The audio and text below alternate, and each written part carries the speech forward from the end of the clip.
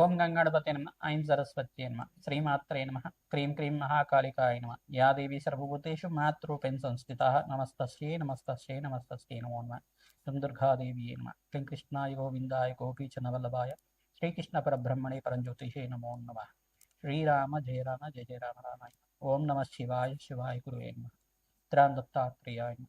YouTube ప్రేక్షకులకు అందరికీ నమస్కారం అండి.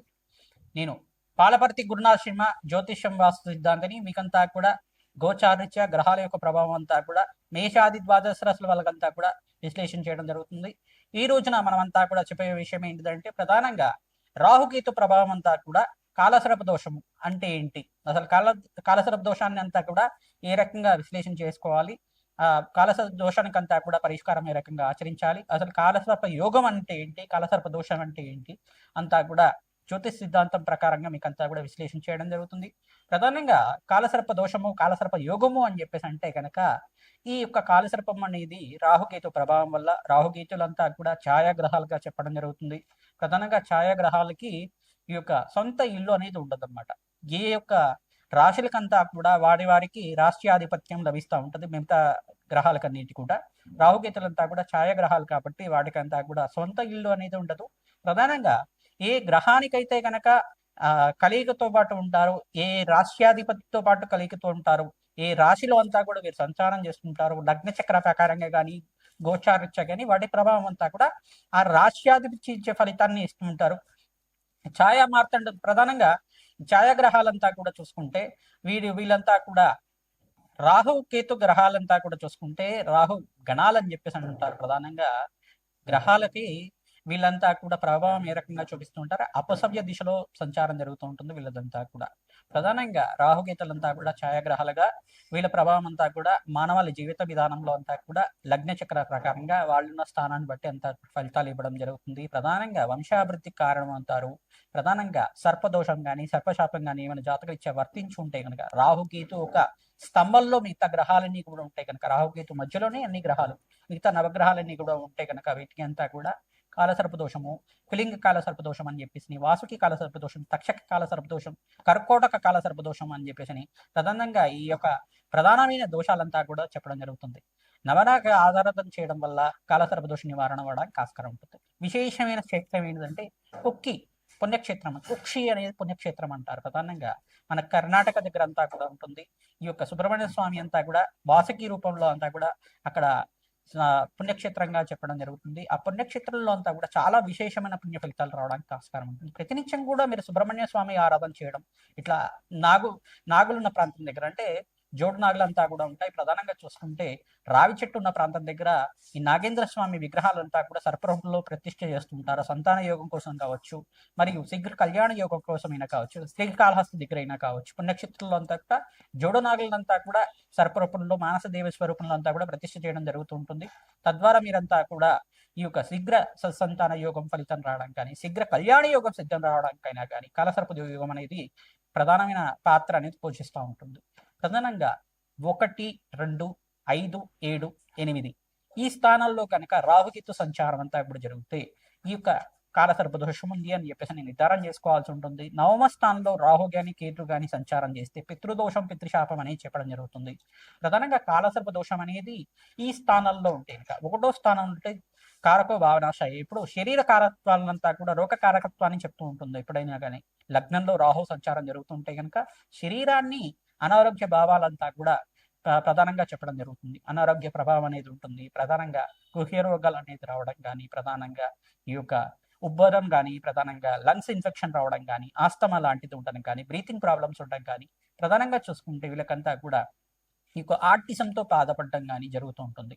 ఈ యొక్క స్థానాల్లో ఉంటే కనుక రాహుకేతు సంచారం జరుగుతుంటే చంద్రుడు రాహు కలిగితూ ఉంటే కొంచెం హార్ట్ ప్రాబ్లమ్స్ అనేది ఉండడం కానీ జరుగుతూ ఉంటుంది. ఇట్లాంటి ప్రాబ్లమ్స్ అనేది జరుగుతూ ఉంటాయి.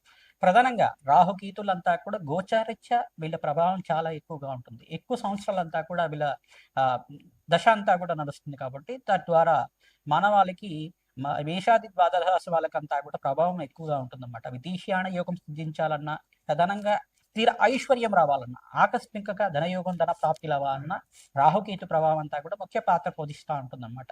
ప్రధానంగా అమ్మవారి ఆరాధన, దుర్గాదేవి ఆరాధన చేసుకోవడం, మానసాదేవి ఆరాధన చేసుకోవడం, మానసాదేవి చరిత్రనంతా కూడా ప్రతినిత్యం కూడా మీరు ప్రవచనంలాగా వింటూ ఉండడం వల్ల శ్రేష్టమైన ఫలితాలు పొందడానికి ఆస్కారం ఉంటుంది. స్కందోత్పత్తి అనే చరిత్ర ఉంటుంది. ప్రధానంగా సుబ్రహ్మణ్య స్వామి వారి చరిత్ర అంతా కూడా వినడం వల్ల మీరంతా కూడా శీఘ్ర సంతాన యోగ ప్రాప్తి కలగడానికి ఆస్కారం ఉంటుంది. ప్రధానంగా ఈ రాహుకేతు ప్రభావం వల్లే స్త్రీలలో కొంతమందికి వైదవ్య దోషం అనేది వస్తూ ఉంటుంది అనమాట. కొంతమందికి అయితే కనుక అనారోగ్య ఇబ్బందులు ఇంతమంది చెప్పుకున్నాం కదా. పంచమ స్థానంలో రాహు కానీ కేతు కానీ సంచారం చేస్తే ప్రధానంగా వీళ్ళకి కొంచెం అంతా కూడా ఈ యొక్క గర్భదోషాలు అనేది రావడం జరుగుతుంది. ప్రధానంగా దీన్ని పీసీఓఎస్ ప్రాబ్లం కానీ పీసీఓడి ప్రాబ్లం అని చెప్పేసి అంటూ ఉంటారు. దీని దోషాలంతా కూడా రాహుకేతు ప్రభావం వల్ల పంచమాధిపతి బలహీనంగా ఉండి పంచమ స్థానంలో రాహుతో పాటు కానీ కేతుతో పాటు కానీ కుజుడు కానీ చంద్రుడు కానీ శుక్రుడు కానీ కలుగుతూ ఉంటాయి. పంచమ స్థానం సంతాన స్థానం అని చెప్పేసి అంటారు. తృతీయ స్థానం కుటుంబ స్థానం అంటారు. ఈ స్థానంలో కనుక ఉంటే గనక కొంచెం గర్భదోషం అనేది రావడానికి ఆస్కారం ఉంటుంది. తద్దోష నివారణార్థం నాగేంద్ర స్వామి ప్రతిష్ఠ చేసుకోవడం, మానసదేవి ఆరాధన చేసుకోవడం, ప్రధానంగా దానిమ్మ పళ్ళని మంగళవారం రోజున బ్రాహ్మణత్వానికి దానం చేయడం, ప్రధానంగా మినువులు దానం చేసుకోవడం, వెండి సర్పాన్నంతా కూడా 27 రోజుల దాకా సుబ్రహ్మణ్య స్వామి మూలమంత్రాలతోటి అంతా కూడా పంచామృతాలతో ఇంట్లో అభిషేకం చేసి వెండి సర్పాలతో ఉండ ఈ యొక్క 3 పడగలతో ఉన్న సర్పాన్నంతా కూడా చేయించుకొని ఆ వెండి సర్పాన్నంతా కూడా బ్రాహ్మణత్వం దానం చేయడం, మినువులు దానం చేసుకోవడం, కందిపప్పు దానం చేయడం వల్ల శీఘ్ర సంతాన యోగం ప్రాప్తి కలుగుతుంది. సంతాన యోగం ప్రాప్తి కలగడానికి ఆస్కారం ఉంటుంది. సుబ్రహ్మణ్య స్వామి మూలమంత్ర జపాలంతా కూడా ఆచరించాలి. తద్వారా శీఘ్ర సంతాన యోగం ప్రాప్తి కలగడానికి ఆస్కారం ఉంటుంది. వివాహాది శుభకార్యాలు జరగాలన్నా కానీ ప్రధానంగా సప్తమ స్థానంలో రాహుకేతుల సంచారం జరుగుతాయి. ప్రధానంగా ఆలస్య వివాహాలు జరగడం కానీ, వివాహంలో ఆటంకం జరగడం కానీ సంచారం జరుగుతూ ఉంటుంది. లగ్నాధిపతి ఏ స్థానాల్లో ఉన్నారో అది కూడా చూసుకోవాల్సి ఉంటుంది. ప్రధానంగా శుభగ్రహాల యొక్క వీక్షణ అంతా కూడా చూసుకోవాల్సి ఉంటుంది. శుభగ్రహాల యొక్క వీక్షణ లేకుండా ఉంటే కనుక రాహుకేతు ప్రభావం అంతా కూడా ప్రబలంగా ఉంటుంది. తద్వారా ప్రతి విషయంలో కానీ ఆటంకాలు జరుగుతుండడం, వాయిదా పడుతుండడం కానీ, అనుకున్న పనులంతా కూడా సమయానికి జరగకపోవడం కానీ జరుగుతూ ఉంటాయి. తద్వారా ప్రతినిత్యం కూడా అమ్మవారి ఆరాధన చేసుకోవడం వల్ల సర్పసూక్త పాలన చేయించడం, మానసదేవి మూలమంత్రాన్ని అంతా కూడా జపాలు ఈ యొక్క తర్పణాలంతా కూడా ఆచరించడం గల ప్రధానంగా సర్ప మండలం అంతా కూడా వేసి దానికంతా కూడా నవరాగ బలి అంతా కూడా ఆచరించడం వల్ల మీకంతా కూడా శీఘ్ర సంతాన యోగ ప్రాప్తి, శీఘ్ర వివాహ యోగ ప్రాప్తి, వివాహం ఆది శుభకార్యాలు కలగాలన్నా సర్పదోషము సర్పశాపం ఉందనేది మీ జాతకరీత్యా ఏ స్థానంలో ఉంది, ఏ యొక్క దశల్లో ఉంది సర్పశాపం అంతా కూడా విశ్లేషణ చేయడం జరుగుతుంది. తద్వారా మీకంతా కూడా ఈ యొక్క సర్పదోష నివారణార్థం, రాహుకేతు దోష నివారణార్థం అంతా కూడా ఈ స్థానాల్లో ఉంటే కనుక కాల సర్పదోషాలు, ఈ యొక్క ప్రధానమైన దోషాలు అని చెప్పేసి అని చెప్పడం, పద్మకాల సర్పదోషము, కులింగ కాల సర్పదోషం, అనంత తైష కాల సర్పదోషాలు అని చెప్పేసి ప్రధానమైన దోషాలంతా కూడా ఉంటాయి. ఆ దోష నివారణార్థం అంతా కూడా విశ్లేషణ చేయించుకొని, జ్యోతిష్ సిద్ధాంతాలతో విశ్లేషణ చేయించుకొని జాతకరీత్యున్న పరిహారం అంతా కూడా ఆచరించడం వల్ల శీఘ్రమే సత్సంతాన యోగం కలగడానికి కానీ, ఎవరైతే వివాహాది శుభకార్యాల కోసం ప్రయత్నం చేసుకుంటున్నారో వాళ్ళకంతా కూడా శీఘ్రంగా అతి శీఘ్రంగా కళ్యాణ యోగ ప్రాప్తి కలగడానికి కానీ ఆస్కారం ఉంటుంది. సుబ్రహ్మణ్య స్వామి కళ్యాణం ఆచరించడం వల్ల శ్రేష్టమైన ఫలితాలు పొందుతారు. మానసదేవి ఆరాధన చేయడం వల్ల శ్రేష్టమైన ఫలితాలు పొందడానికి ఆస్కారం ఉంటుంది. లక్ష్మీ నరసింహస్వామి ఆరాధన చేసుకోవడం వల్ల శ్రేష్టమైన ఫలితాలు పొందడానికి ఆస్కారం ఉంటుంది. తద్వారా మీకంతా కూడా తద్దోష నివారణత్వం అంతా కూడా తీరి మనోవాంఛాలంతా కూడా ధర్మబద్ధమైన కోరికలంతా కూడా తీరడానికి ఆస్కారం ఉంటుంది. రాహుకేతు ఆరాధన చేసుకోవడం వల్ల అఖండమైన ఐశ్వర్య ప్రాప్తి కలుగుతుంది.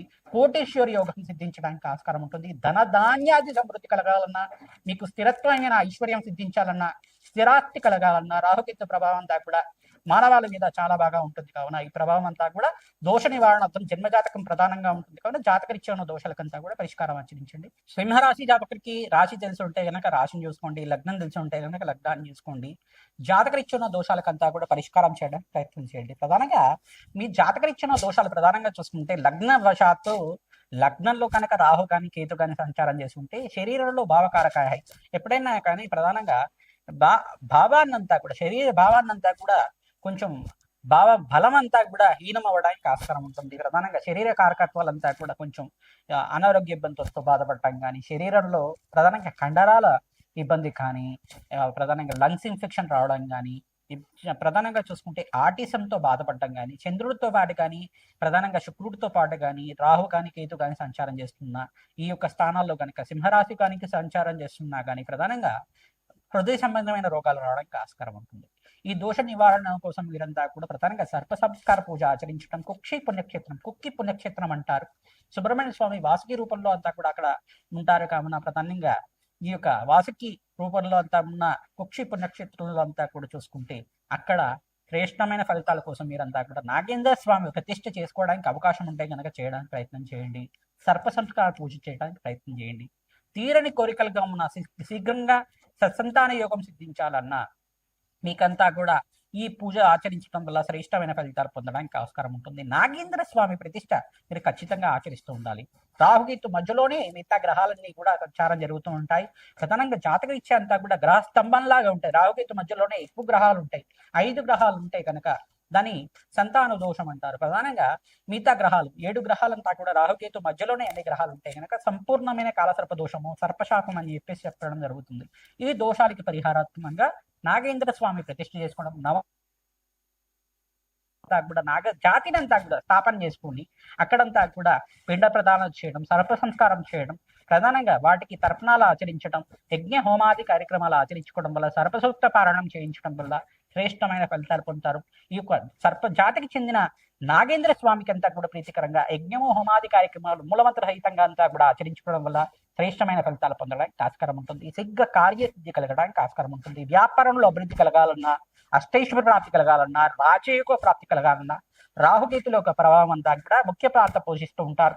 తద్వారా మీరంతా కూడా ఓం శరవణ భవాయ నమః నామాన్ని జపాన్ని ఆచరించడం, ప్రధానంగా మీరంతా కూడా చూసుకుంటే ఈ యొక్క కాలసర్ప దోష నివారణార్థం మానసదేవి ఆరాధన చేసుకోవడం, జగత్కారువు మానసదేవి యొక్క కళ్యాణం ఏ రకంగా జరిగింది, మానసదేవి అంతా కూడా పరమేశ్వరుడికి ఏ రకంగా ప్రియపృత్తిక అయింది, ఆ చరిత్ర అంతా కూడా మననం చేసుకోవడం వల్ల శ్రేష్టమైన ఫలితాలు పొందడం, మంగళవారము, ఆదివారం, శుక్రవారం వేళల్లో అంతా కూడా రాహుకేతు దీపాలంతా కూడా వెలిగించి అక్కడ దేవి ఖడ్గమల స్తోత్రాన్నంతా కూడా పఠనం చేసుకోవడం వల్ల, ఆవునేత దీపారాధన చేయడం వల్ల శ్రేష్టమైన ఫలితాలు పొందుతారు. చిమ్మిలి అంతా కూడా రాహుకేతు దోష నివారణార్థం మీరంతా కూడా చిమిలిని నివేదన చేయాలి.